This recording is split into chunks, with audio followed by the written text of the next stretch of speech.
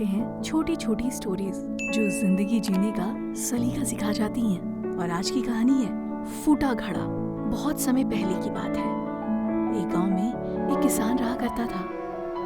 उसके पास 2 घड़े थे। उन दोनों घड़ों को लेकर वह रोज सुबह अपने घर से बहुत दूर बहती नदी में पानी लेने जाया करता था।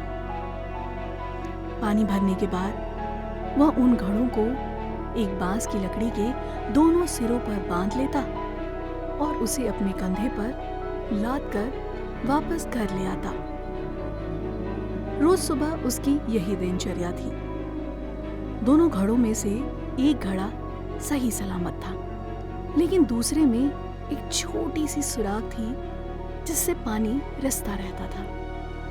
इसलिए जब भी किसान नदी से पानी भरकर घर तक पहुंचता, एक घड़ा पानी से लबालब भरा रहता और दूसरे घड़े से पानी रिसने के कारण वह घड़ा आधा खाली हो जाता।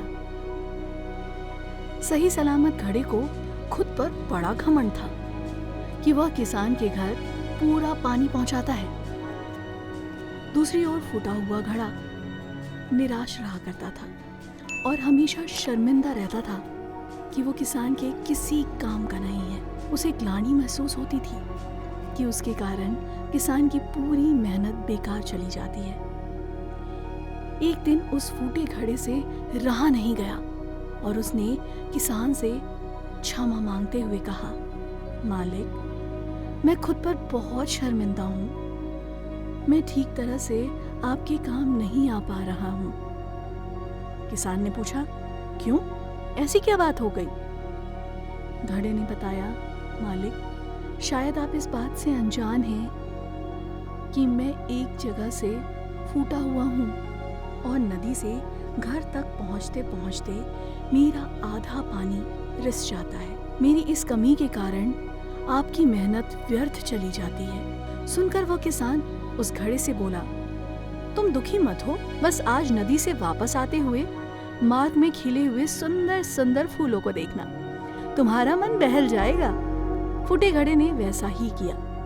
वो रास्ते भर सुंदर फूलों को देखता हुआ आया, लेकिन जब घर पहुंचते ही उसने पाया कि वह पुनः आधा खाली हो चुका है, तो वह फिर से उदास हो गया। उसने किसान से अनुरोध किया कि वह उसकी जगह कोई अच्छा सही सलामत घड़ा ले आए।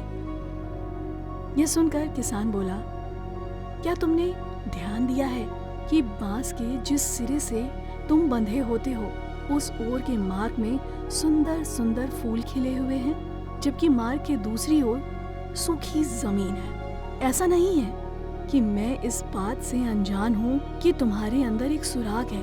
यह बात जानते हुए ही मैंने मार्ग के उस ओर सुंदर और रंग बिरंगे फूलों की बीज लगा दी थी, ताकि जब नदी से वापस पानी भरकर घर लौटूं तो तुम्हारे द्वारा उन फूलों को पानी मिल जाए और वे सदा उस मार्ग को हरा भरा रखते हैं। तुम्हारे कारण ही वह मार्ग इतना सुंदर हो गया है। इसलिए तुम खुद को कम मत समझो, तुम्हारी वजह से ये खूबसूरती है। सीख बस इतनी है, कोई भी ऊंचा या नीचा नहीं होता। इस दुनिया में हर इंसान को एक रोल मिला हुआ है जिसे हर कोई बखूबी निभा रहा है। इसलिए जो जैसा है हमें उसे वैसा ही स्वीकार करना चाहिए और उसकी कमजोरी के स्थान पर उसकी अच्छाइयों को ध्यान में रखना चाहिए।